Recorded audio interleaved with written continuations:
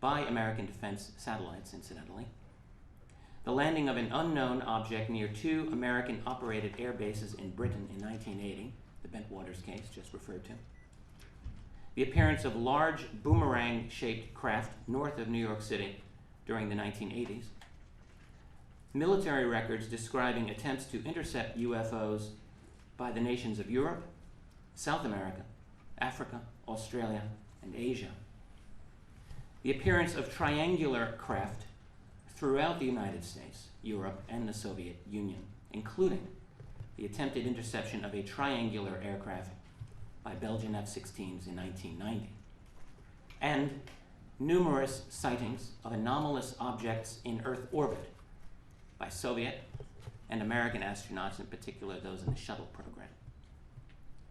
This study also presents an analysis of UFO secrecy itself, throwing light on areas that have long operated in darkness.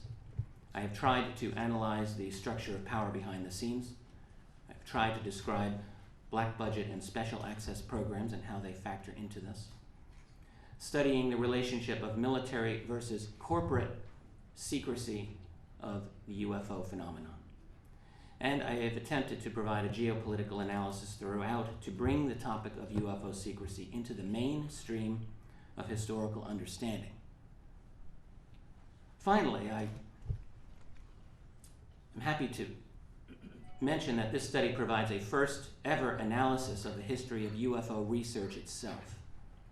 I've recreated the discussions and debates concerning the topics that polarized UFO research during those years, such as alien abductions, animal mutilations, intelligence community infiltration into UFO research, the controversial MJ-12 documents, the Gulf Breeze controversy, claims about reverse engineering of alien technology, crop circles, and much more.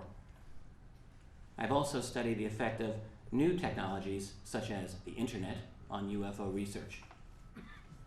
I've attempted to provide a thorough and complete history of the phenomenon, the secrecy, and the response by researchers who sought to understand this mystery. Behind it all is a backdrop of a world in technological, economic, and political transformation. UFOs and the national security state, the cover-up exposed, is my attempt to take the reader through a fascinating turning point in the history of the UFO phenomenon, as well as the history of the modern world. The book is due for publication in June 2009. I would encourage you to visit my website, keyholepublishing.com, for announcements of publication and availability. Thank you very much. Thank you. Can you get those questions? All right, the press releases for the book will be up here. Please, the key press, working press, please, not the attendees, take those. I'm going to do an personal indulgence at this time, since it's appropriate given his book, and to also make an announcement myself. As of about, I don't know, it's been about 10 days, Grant Cameron, a Canadian researcher, wonderful fellow, good friend, who for the last 11 years has been researching the intersection of this issue and all of the United States presidents back to Roosevelt, and has compiled through many hours in the presidential archives and the national archives a very substantial dossier regarding that. And I have been in a co-authored mode for a number of years, attempting to get this book published. We attempted to do it in 2003 and were turned down by every New York publishing company. As of 10 days ago, we were signed up with Overlook Press in New York, which is run by publishing legend Peter Mayer, former head of Penguin Books and Avon Books. They're very excited, and they have offered a full release of the book, which will be U.S. Presidents and UFOs, The Untold Story, probably. And this will be written by Grant and myself, and it will cover that topic. And the key sections of that book will focus on the Clinton administration and the Carter administration. There are many people in the book connected to the issue who are living and still involved in public service. They include Jimmy Carter, Marcia Smith, former President H.W. Bush, former President Clinton, current Secretary of State Hillary Clinton, Governor of New Mexico Bill Richardson, former head of transition and former chief of staff to Clinton John Podesta, Melvin Leir, Sheila Widnall, former head of the Office of Science Technology Policy Dr. John Gibbons, and others. We will make every effort to interview these people so that they, one, can provide their own firsthand account of what we are writing about, and also to ensure that we get it right. And so we are certainly looking forward to having the opportunity to interview these individuals regarding this subject. I hope that perhaps they are looking forward to it too. I guess we'll know soon enough. Now, I wish to bring forward another speaker from the X Conference. He is an exopolitical activist and a political activist before that, going back many, many years. He's been involved in multiple projects. He has a Juris Doctor from Yale, currently lives in Canada, and he has another initiative he's working on with a number of individuals, and he wants to announce the developments there. Would you come forward, Alfred Weber? And the press releases on this are going to be up here as well. You can come and get it later.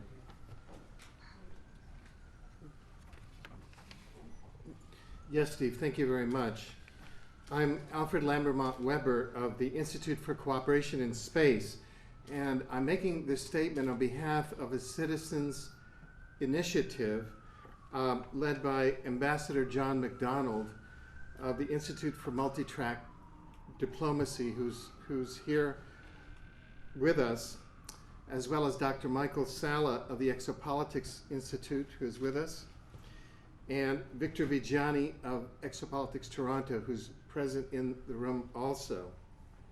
And the headline here is UN General Assembly President and Secretariat official ready for action on the extraterrestrial presence.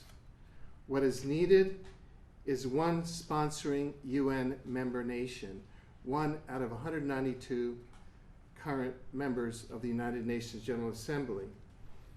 A senior official in the Office of UN General Assembly President Miguel de Scotto Brockman of Nicaragua.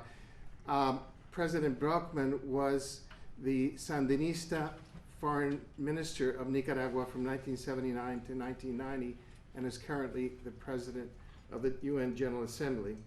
His chief of cabinet, Dr. Norman Miranda of Nicaragua, with whom I had the pleasure of speaking for many hours, has confirmed to representatives of a citizens' initiative that the UN General Assembly President's office is ready to move forward in the General Assembly on a resolution calling for implementation of UN General Assembly Decision 33426 of 1978.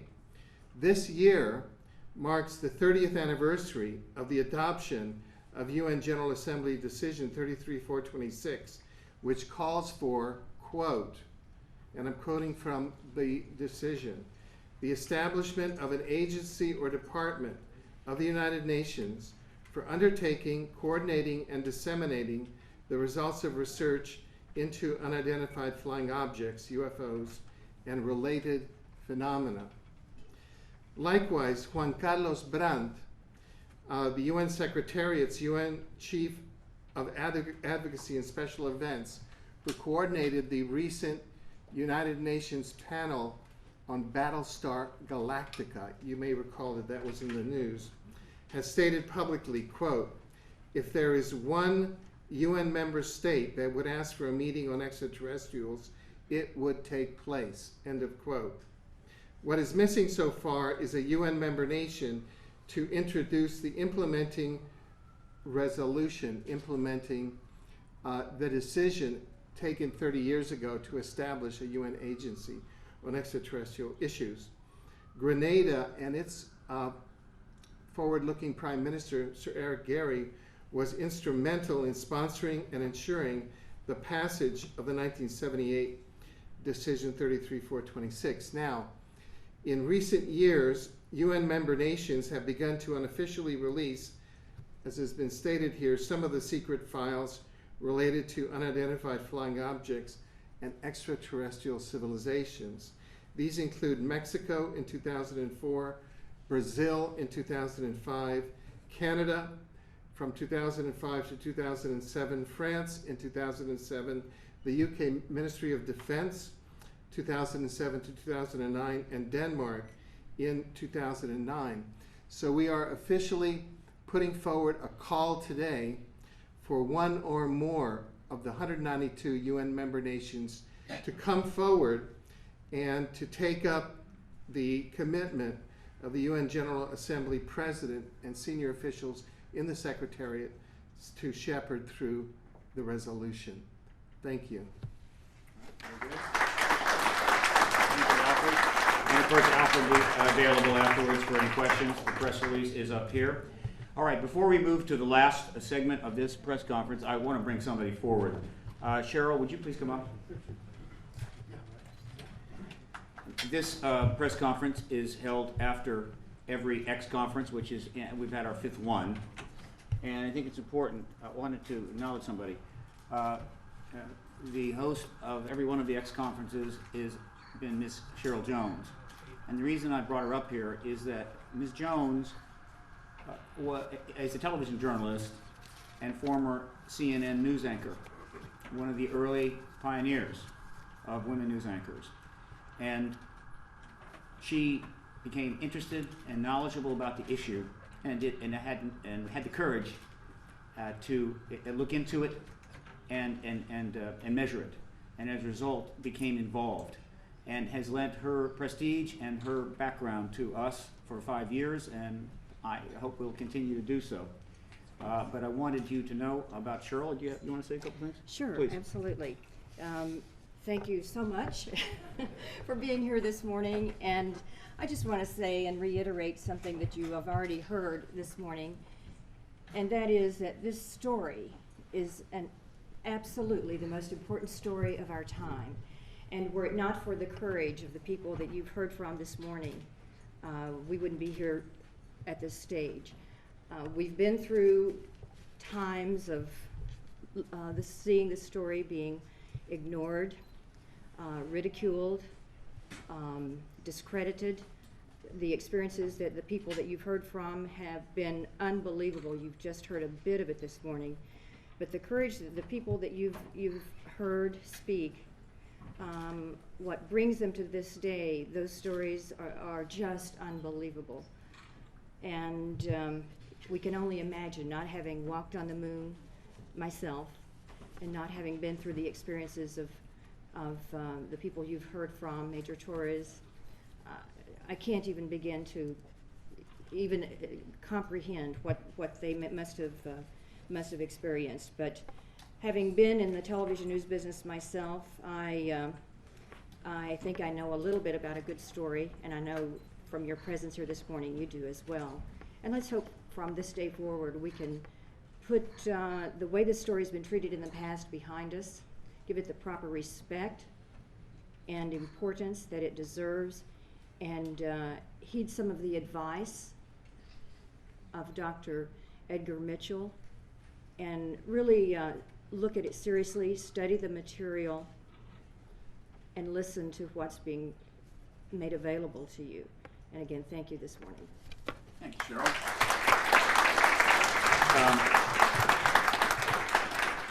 Very quick. Is Jeffrey Jenkins here? Jeffrey, are you here? Okay. Just want to remind Alfred and Dr. Alexander that hopefully he'll be here and he'll be departing at 12 for the airport.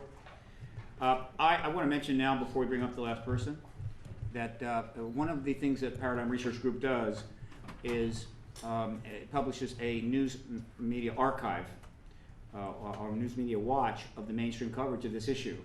And at the ParadigmResearchGroup.org website, you can, if you can plow through the vast amount of material there, you will find the News Media Archive link, and you will go there. Currently, we have 2,800, I forget, 2,400 mainstream, non-paranormal, non-alternative press, English language articles from around the world up there, going back to 1947. But what's notable is that starting in 1996, something started, 2006, I'm sorry, something happened.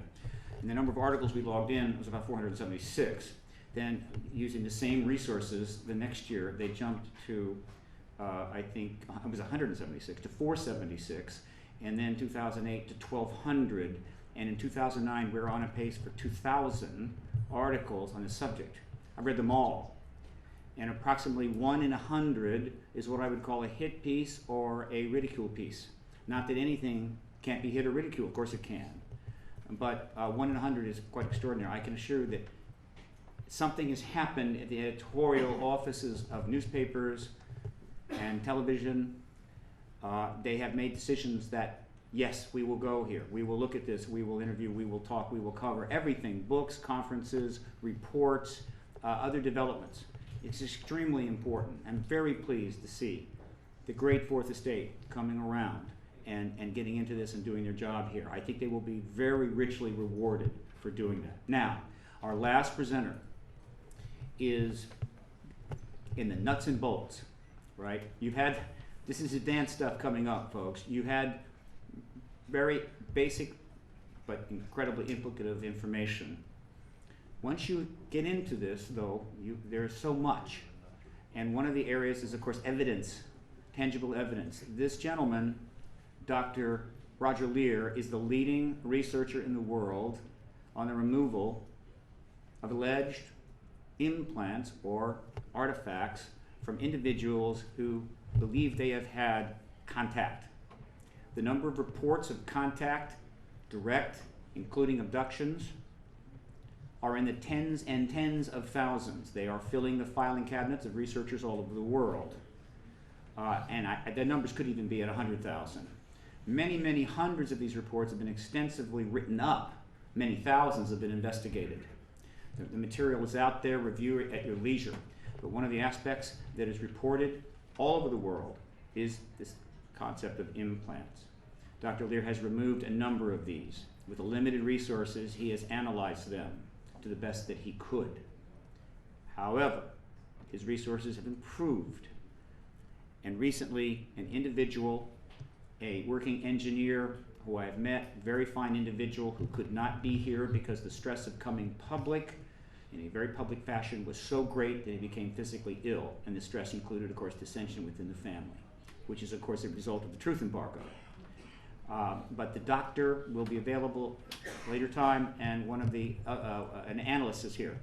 An implant was removed of extraordinary nature, a breakthrough really, and Dr. Leir is here to tell you about it. Now, we're not, as all of the other speakers that you saw tonight, presenters, he spoke at the X conference at length, an hour and a half. There's a DVD that has been made of that. What he's trying to convey is complex and difficult.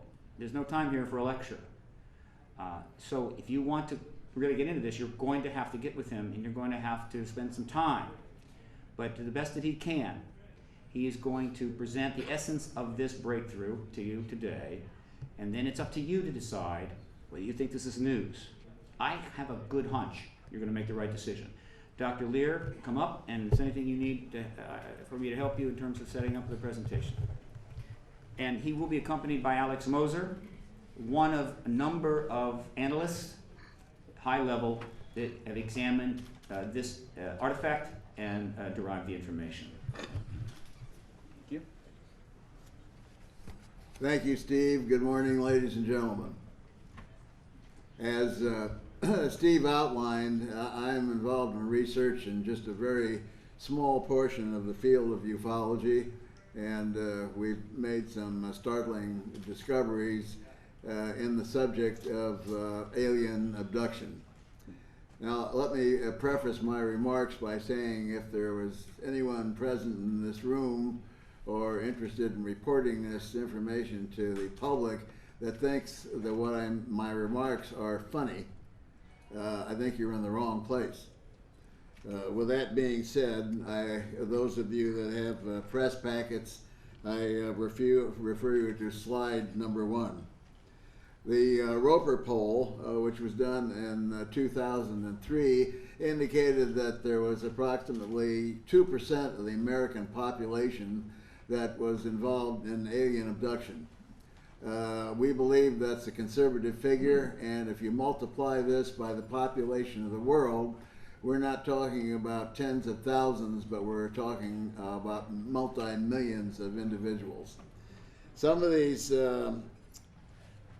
individuals have memories, what's been done on a craft, the objectives of what they can remember. Most of them do not have memories that are very, very explicit. Some need help with memory retrieval. What we've done is to set up a situation in which we don't allow anyone to undergo a surgical procedure that has had previous hypnosis. And that's just primarily from the fact that we don't need the criticism of a scientific study. However, if the information that is retrievable is to be had, we give that person the choice following the surgery procedure, and we refer them to a qualified specialist in that area. So today we're going to refer to some new information in a scientific vein only, and I'll try and spoon feed this to you as easily as possible without going into a lot of biological detail. Slide 1A in the press packet will show a picture of what one of these objects looks like. This is a T-shaped object which is approximately a sonometer in each direction, covered with a very strange biological coating. A coating that is so strong that when the object is freshly removed, you can't cut through it with a surgical blade. The next slide is slide 1B. Shows another kind of an object that we removed, another metallic rod, which is also covered with a similar dark gray impervious membrane. And this material is also very strong, and you can't cut through it with a surgical blade. We have, at the present time, with our 15 surgeries, we have approximately 7 of these objects in which you could line them up on a surgical drape. You would not be able to tell one from the other. Next, we'll refer you to slide 2. Of the 15 surgeries that have been performed, we have submitted these not in totality but in piece, because we haven't had the funds to really go into this in a full-blown project. Fortunately, I was able to get assistance at one time through the National Institute for Discovery Science, and that was much appreciated. That's Bob Bigelow Enterprise, and I will always be indebted to him for his help with this. Now, there are some biological aspects which I have to mention at this time. If you get an object in you, you usually can see where it went in, a portal of entry, something that's a sonometer in various dimensions is a pretty big sized piece to get inside. You usually should be able to see where this went in. In none of these cases has there been a scar or an opening in the skin. All the individuals who allege have implants are submitted to some rigorous examination before we have anything to do with them. They must produce either on an X-ray or a CAT scan a viable object which is more radio dense than the surrounding area. We see when these have been removed and we examine the tissue pathologically that goes around the area, there has been absolutely no inflammatory or rejection reaction. This is within our technology not possible. The majority of these objects, as I described, are these small metallic rods covered with this very strange biological coating. And quite recently, we found out that, I hope you're all sitting down, that this biological coating seems to be growing from the metallic structure within. We believe that this biological tissue serves as a barrier so that the body does not reject the object or cause inflammation to occur. And as you can see, if we had the funds to back engineer this, and find out how this works, it would be a tremendous boon to medical science, as we could wrap a transplant organ, a pin, a screw, or something of that nature, put it into the body, and the individual would no longer have to take immunosuppressive drugs for the rest of their lives. I refer you now to slide 3, and unfortunately we can't do much with this one because there's a small segment, about 30 seconds, of one of the surgical procedures that was performed. We were going to show that to you, but unfortunately we weren't able to get that facility set up. So in conclusion, in reference to the biological data, we have looked at this in quite an exceptional manner, using every bit of science that's at our disposal, and we see that this looks like it represents a science which far exceeds the biological science that we have on Earth. Now, when we get into the metallic portion, I don't feel qualified. I had to learn the small amount of metallurgy that I did in order to continue the work. But we're very fortunate today, ladies and gentlemen, to have one of the leading metallurgical sciences with us that has worked on the project, our chief metallurgical science, Dr. Alex Moser. If I can have you come up here, Alex, and you can take it from here.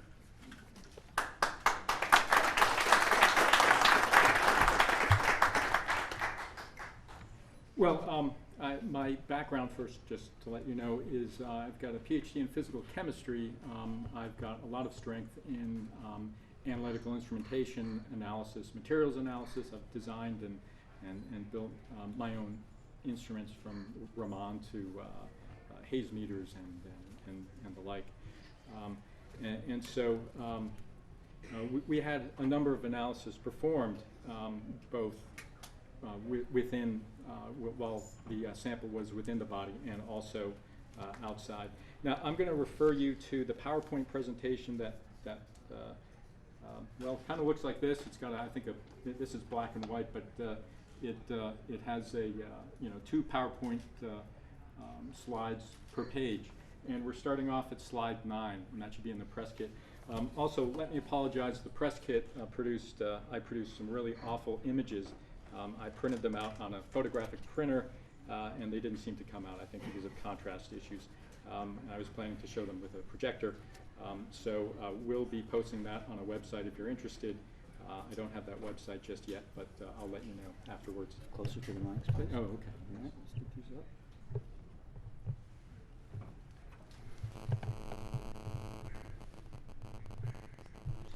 It's fighting me. Oh, I see the problem. No problem. Okay. All right, and get a little closer. Okay. So if we refer to slide 10, we can see the summary of the analysis performed. First in vivo, that was a radio frequency for determination of electromagnetic emission, X-ray for object verification, just as Dr. Leir had said, and CAT scan for object location. The in vitro, essentially outside the body in controlled conditions, was optical microscopy, and that was just for looking at microscopic appearance and comparing it to other similar objects. And also SEM EDX, which is scanning electron microscopy, so we can look at nanoscaled structures. And also coupled with that is EDX, which is energy dispersive X-ray fluorescence spectroscopy. And that's just for elemental analysis down to the sub% range. We also did Raman, which which looks at the vibrational modes of either molecules or crystals, and that's for chemical determination, and also ICP MS, which is inductively coupled plasma mass spectrometry for elemental and hopefully isotopic analysis. So if we go to the next slide, slide 11, it just shows the results for the electromagnetic analysis.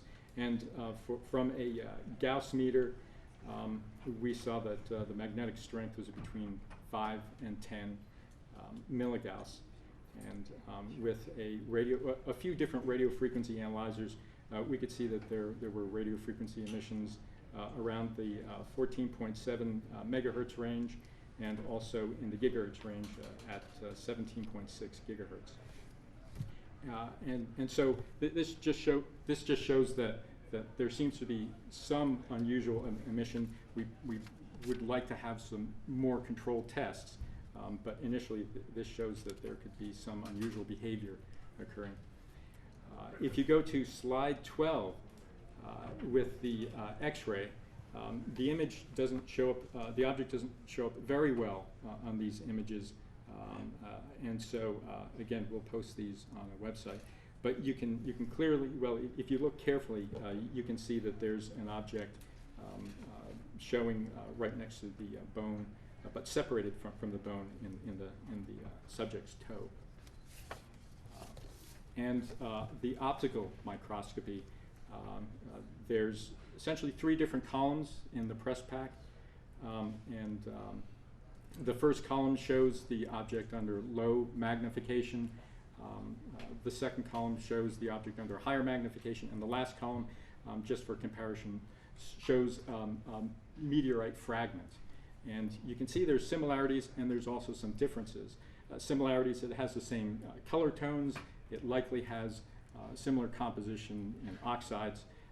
The difference, the biggest difference, is that the object taken out of the subject's body had some kind of a sheen to it, which possibly could be a silicon material or some other hard material, hard shell. And then if you go to slide 14, you can see the results, at least for the scanning electron microscopy. And here again, we've got different columns with different sorts of materials. The first column, the column on the left, you can see there's, this is actually from the object itself, and it shows some kind of nanofibers. And for comparison, in the middle column, you can see that we've got a standard image of carbon nanotubes, single-walled carbon nanotubes. And there's certainly similarity in the scales and lengths. And then also an interesting nanocrystal showed up as well, which turned out to be primarily sodium chloride through EDX analysis. But the unusual thing is, first of all, these things sodium chloride should have a certain type of crystal habit, a very cubic crystal habit. Sometimes, because of crystal growth reasons, it will be slightly off from that. The unusual thing about these crystals is that they produced an orthorhombic crystal habit, what appears to be an orthorhombic crystal habit, which is unusual for sodium chloride. So this speaks of possibly some kind of advanced engineering of crystals, perhaps for the use of either harvesting energy or creating some kind of resonator. All right, and then supporting that, we have the Raman spectroscopy, which shows up on slide 15. And we have 2 graphs here. Raman is basically, again, for probing vibrational modes and fingerprinting what types of molecules or crystals you might have in the object. And we've got the graph on the left-hand side is essentially looking at very low vibrational, very low energy modes, and the graph on the right-hand side actually looks like, you probably can't see that. The graph on the right-hand side shows the higher energy modes within this material. And the interesting thing is, we compare it with a few different known materials. One, the one with the strongest signal, is just pure single-walled carbon nanotubes. It's also compared, the object is compared against a meteorite fragment and also against silicon. And you can see that there's certain bands around a little lower than 1600 wave numbers. And that there's clearly a band there for carbon nanotubes, and there's also a small band that shows up in the object as well. And that band doesn't appear in a regular known meteorite. Now, so that supports the previous slides, the previous scanning electron micrographs, that those nanofibers could be carbon nanotubes. The correlation is pretty stark, actually. And so, again, having something like carbon nanotubes or nanofibers in this sort of object, you don't find these things in nature. They have to be somehow processed, engineered, and they're not easy to make. And of course, the field of carbon nanotubes is getting to be rather large now. It's an area of exploration in the sciences, and so we suspect that there's some kind of engineering occurring within this object. The ICP mass spec, the mass spectrometry, which also gives some kind of elemental analysis and even can offer some kind of isotopic ratio analysis, also showed some unusual data. And essentially, and this is on slide 16, because of the presence of gallium, germanium, platinum, ruthenium, rhodium, and iridium in the combination in which these elements show up, it's typical of a meteoric sample. Now, there are many different types of meteors that have been analyzed, but having that combination and the concentration combinations of those elements indicates that this might be a meteoric sample or something along those lines. Also, there was a deviation of nickel. This is looking, a deviation of nickel from terrestrial isotopic ratios that the analysis lab couldn't explain, and it requires further study. And so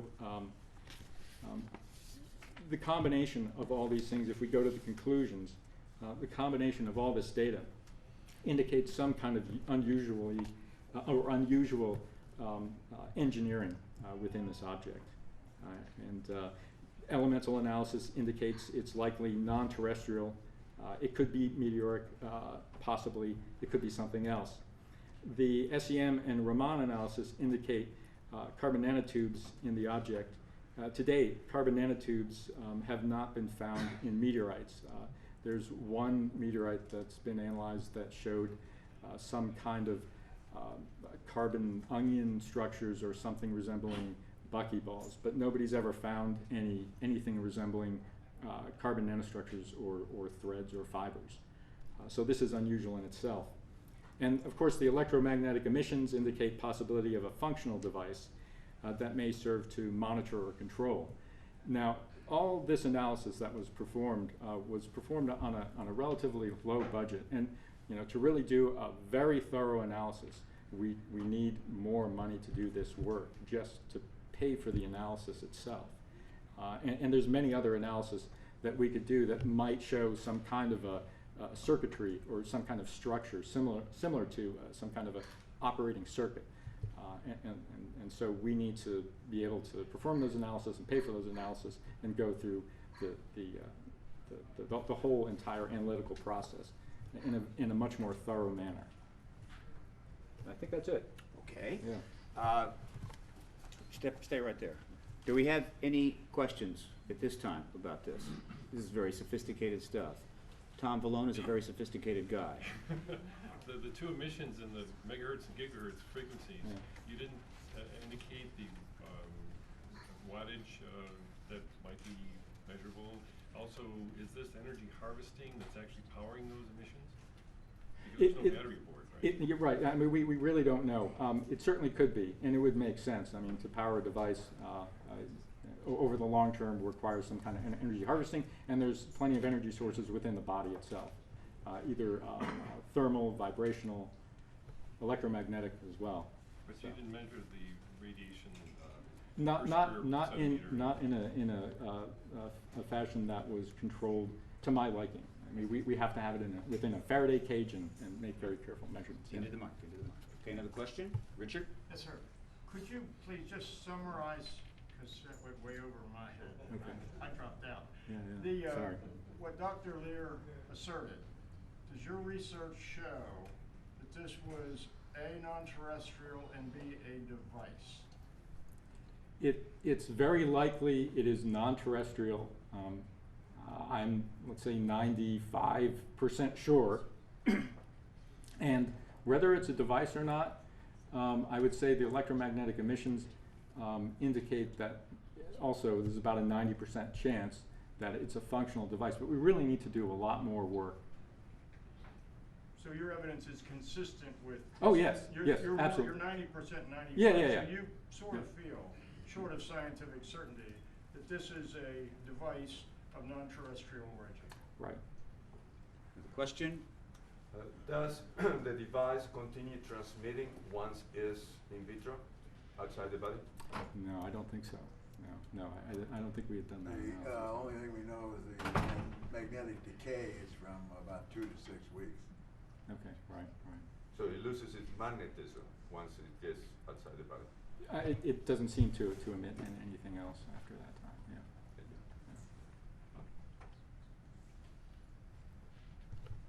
I was just going to say, I met with two generals. One of them has passed away, and they, in a private meeting, they both confirmed the abductions were real, and they even stated some of our own people in the Pentagon were being abducted. Sure. Yeah. That's right. Yeah. It's a actually very, very big phenomena. It's happening quite often, quite frequently. I have a question about abductions. When this 2% of U.S. populations are abducted, how long they are gone? And how long later they come back? Well, there's, yeah. Do you want to answer that one? Because there's many different, yeah.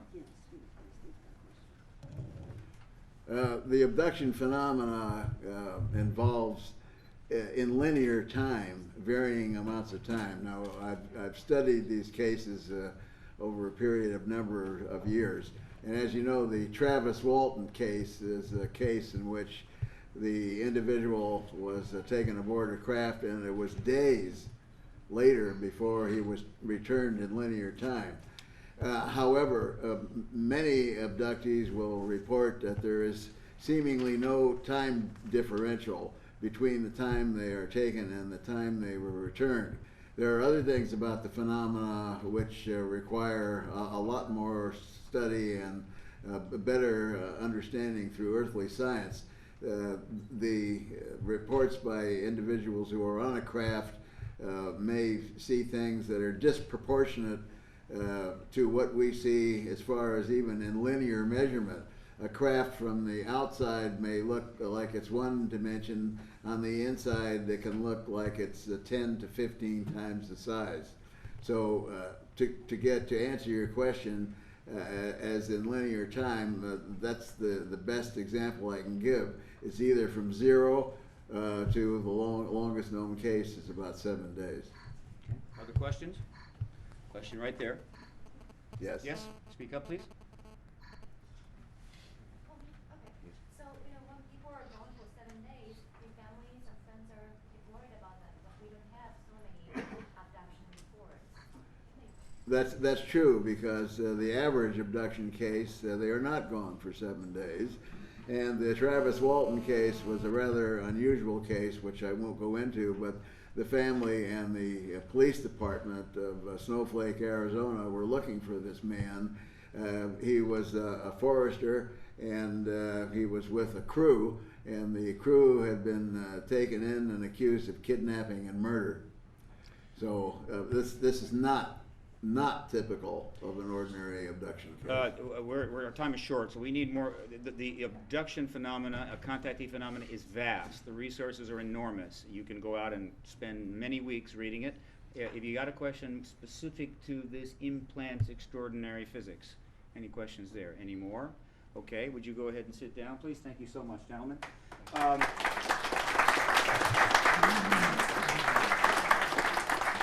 But I will add this, that tens of thousands and thousands of reports are coming out. Many of them involve implants. Many of these have been analyzed.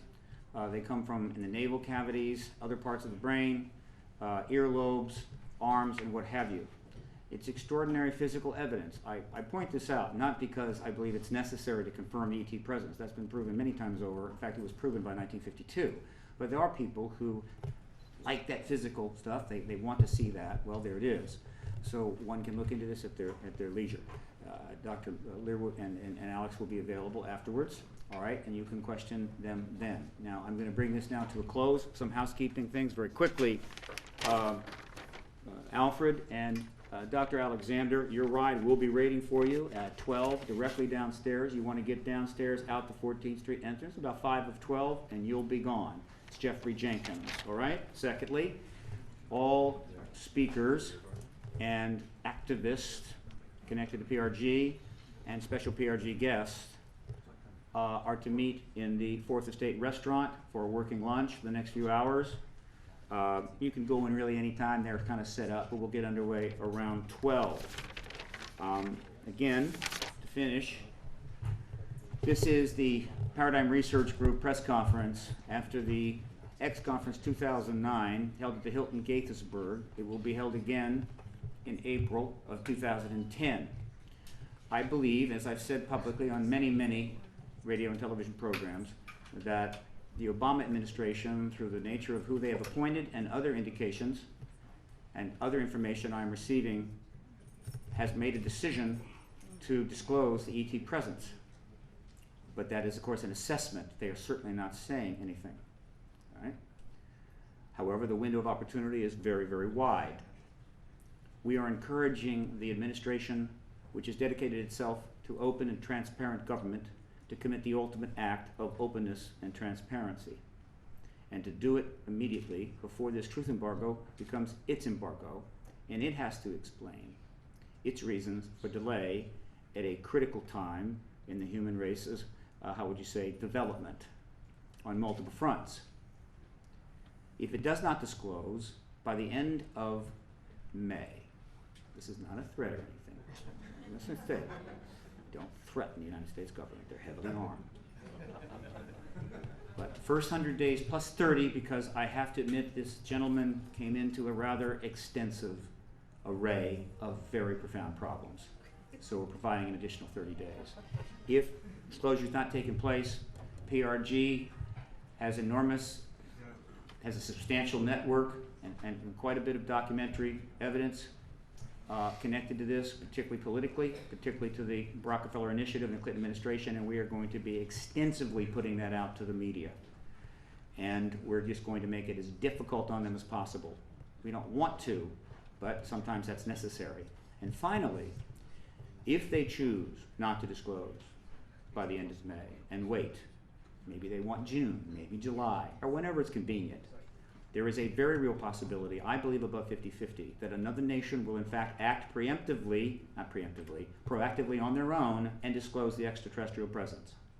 And they will wake up and they will pick up the Washington Post or the Washington Times, and the headline will read, President Sarkozy of France today will tell the French people about the confirmation of an extraterrestrial presence and provide evidence from the French military files. And we will follow and they will lead. That's what's at issue today. I think it's a pretty big issue. We're getting a lot of calls for Dr. Mitchell to appear on some very fine shows. That may not be possible right away. He has some substantial demands on his time. But believe me, he wants to do those shows, and we will do everything we can to service those requests. But I hope those requests will keep coming in after this is maybe faded just a touch out of the news cycle.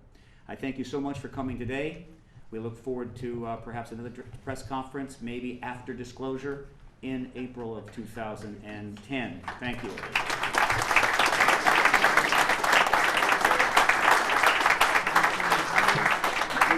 We have press releases up here for Alfred Weber and for Richard Dolan. Thank you. Steve, thank you so much. Your ride's waiting, big guy. Everything was good.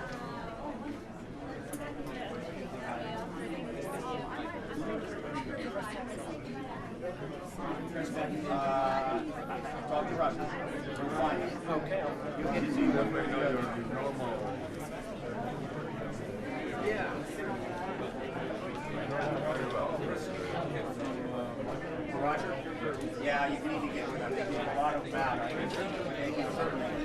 one by me.